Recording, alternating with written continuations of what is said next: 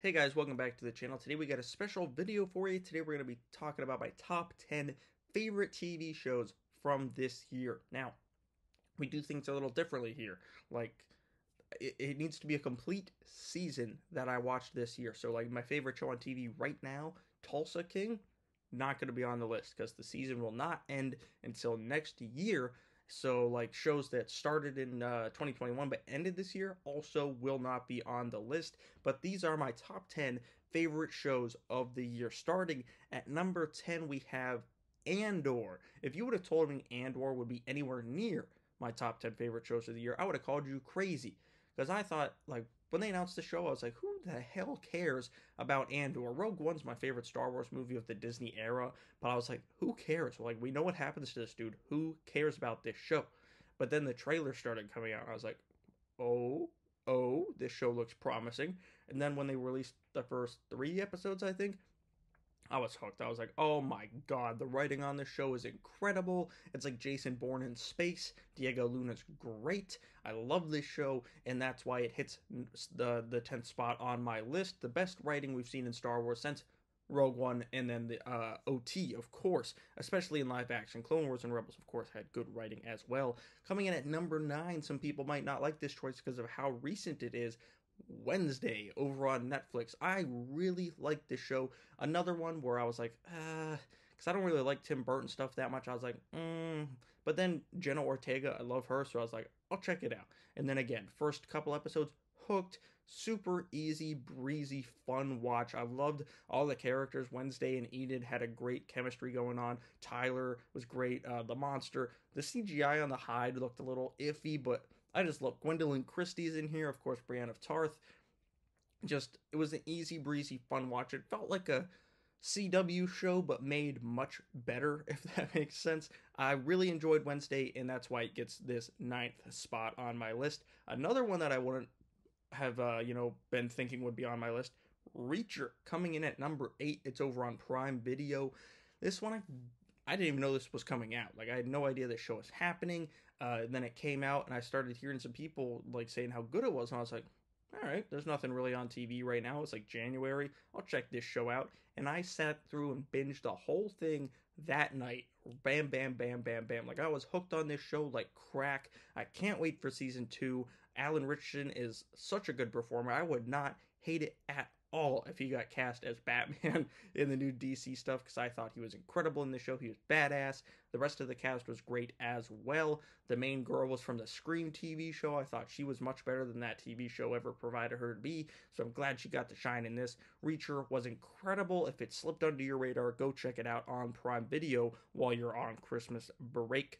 Coming in at number 7 is the final season of Ozark over on Netflix.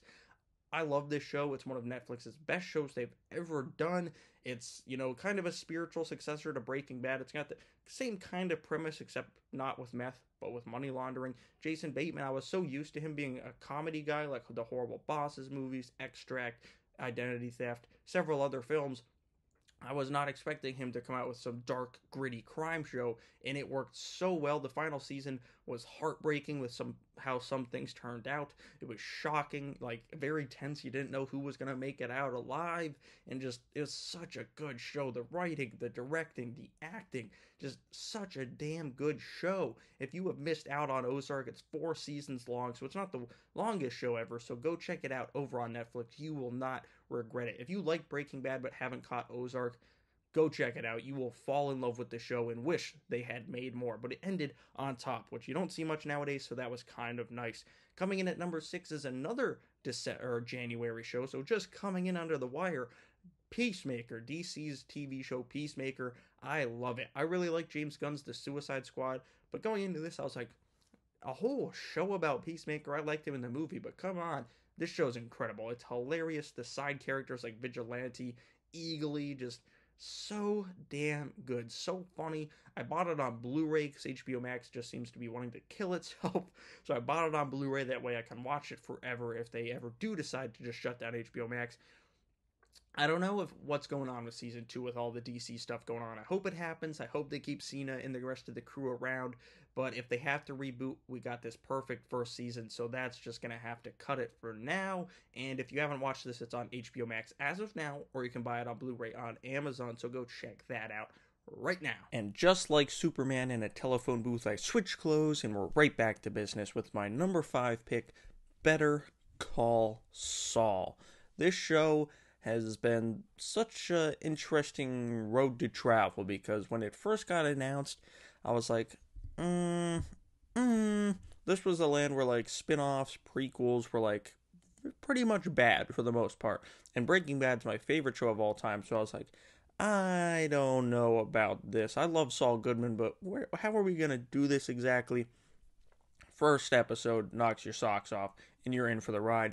Now this is the final season, and it's not just the final season of Better Call Saul, it's the final season of the Breaking Bad universe, as it seems. Who knows, we might get more down the road, but for now, this is the end, and what a landing. It crushes it. We get more time with some of our favorite characters, like Mike Ehrmantraut, Gus Fring, Saul, of course, Kim Wexler. We get, emotional wrap-ups for a lot of these characters. Not Joe, like, we get... And some terrible things happen. Some things like Kim dying, we all assumed that was going to happen, and it doesn't. So that was kind of a nice change of pace. And of course, we do get to see what happens to Saul Goodman ultimately after Breaking Bad, as like the last 2 or 3 episodes of this season completely take place after Breaking Bad. So we get to see the final chapter in his story as well, after 5 seasons of him becoming Saul Goodman, then seeing him being a scumbag in Breaking Bad. Then we get to see his final chapter at the end of this show, and it's just such a great wrap-up for the Breaking Bad universe as a whole, if this truly is the end. I wouldn't hate if we got a Gus Fring prequel like set quite a bit before Breaking Bad, but that's just me. We'll have to wait and see if we get something like that from Vince Gilligan, but Better Call Saul gets the number 5 spot. Coming in at number 4 over on HBO, House of the Dragon. I love this show. Every episode, I was like, oh my god, this is incredible. My favorite episode, honestly, might be the one where like all the main characters are just like on that terrace, and it's just like character interactions and great writing and intrigue and just all this great stuff starts bubbling up to the surface. And it's kind of after that episode that shit really, really hits the fan. And it's such a great show. Again, just like Better Call Saul, I was like, I don't know about a Game of Thrones spinoff. Game of Thrones is like my 4th favorite show of all time, so I was like, I don't know about this, but this show stuck the landing, and it made me curious to see what they do with other Game of Thrones series that they're working on. House of the Dragon is a great show with great performances all around. My man Matt Smith finally getting some recognition. I've loved him since his Doctor Who days, but of course Morbius kind of put a little stank on him, but he's back and everyone wants to bang him because he's awesome as Daemon in House of the Dragon. My number 4 pick. My number 3 pick, this one you might not be expecting, The Patient, over on FX, or you can watch it on Hulu. This one stars Steve Carell and Donald Gleason, and it is incredible. I didn't know anything about this show until the trailer dropped for it like a month before it came out in September, I want to say it started, and oh my god, it was on at the same time as like Andor, House of Dragons, Rings of Power, and this was my favorite show to watch while all of these shows were on. All my friends were like, blah, blah, blah, blah, blah, blah, and I was just sitting there, I was like, patient, and it's just such a good show. It's creepy, it's like tense, great performances from Steve Carell and Donald Gleason. Steve Carell's put in some great work in movies like Foxcatcher and of course his comedic stuff, but I honestly think this might be his best performance in it. I don't want to say how it ends because that's kind of part of the fun of watching the show, but I'll just say it does not end the way you think it's going to end, and it's like 10 half-hour long episodes, so if you have not seen The Patient, go on over to Hulu and start watching because you will not regret it. It's an amazing show, and I think we'll be hearing about it here as we get closer to like an Emmys kind of show, because holy cow, this show was incredible. My number 2 pick, jumping on over to Prime Video, is The Boys. I can't get enough of The Boys. I love it, love it. I've loved it since it first started. I can't say it's because of the comics. I've only read a couple issues of the comics, but there's just something about this show. Like, as soon as I watched the first episode, I was like in love with it, mate. I love like Marvel, I love DC, but I think I was kind of starting to look for like alternatives, and shows like this and Umbrella Academy came out at the same time, and they're both fantastic, but The Boys gets the second spot. Just from the storylines, their performances. This year, of course, Jensen Ackles joined the cast as Soldier Boy, and what he brought to the table was just incredible. His dynamic with Homelander and Carl Urban's character, just fan-freaking-tastic. All the performances in this show are great. The directing style's great. The writing's impeccable. And this is another show that's getting a spin-off that I'm a little hesitant about, but I'm going to watch it. I'm probably going to love it, and you might see me talk about it on this here show next year, so we'll have to wait and see. But The Boys Season 3 is definitely worth your time, and that's why it gets my number 2 spot. Now, it's a time you've been waiting for. Can you guess what my number 1 show is? Put it in the comments. No cheating. Don't put it in there after I reveal it. Don't you cheat. No cheating. My favorite show of the year is Stranger Things 4. Stranger Things is like on a whole other level. Speaking in wrestling terms, it's like the Roman Reigns of TV. It's God level. Season 1, one of the best first seasons of TV in my opinion. Season 2 it was good, but it was like Season 1 was way up in the sky. Season 2 was like down here on Earth. Then Season 3 started to climb back up, and it was really good.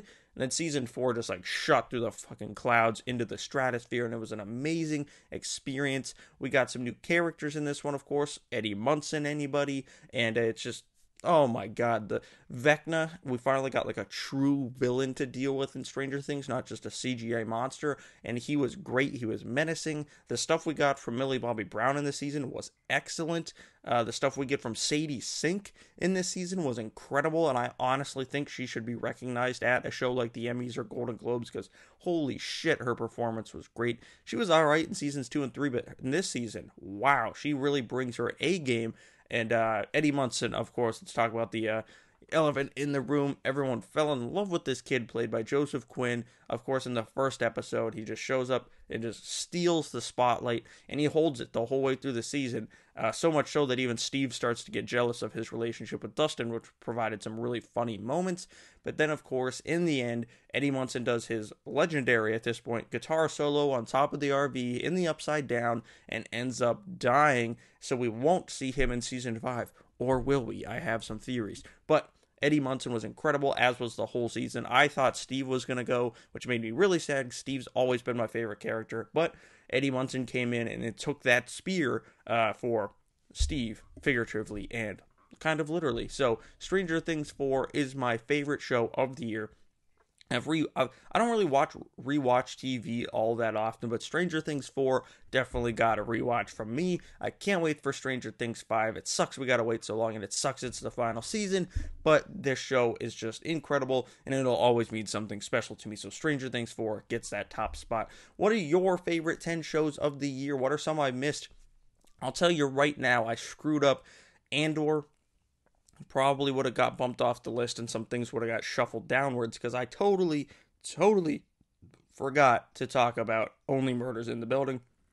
Love that show, so let's just put it in somewhere around like 5. Let's put it in somewhere around 5 and just bump everything down. Why not here as I finish this video and get notified that I forgot about that show? So let me know what your favorite 10 are. Let's chat about my picks. Am I crazy? Did you hate all of my shows? Are you going to watch any of these shows now that I've talked about them? Let's chat down in the comments below. Make sure you hit that subscribe button and share the video so we can keep growing towards 250 subscribers. Happy New Year's Eve, and I'll see you guys next year.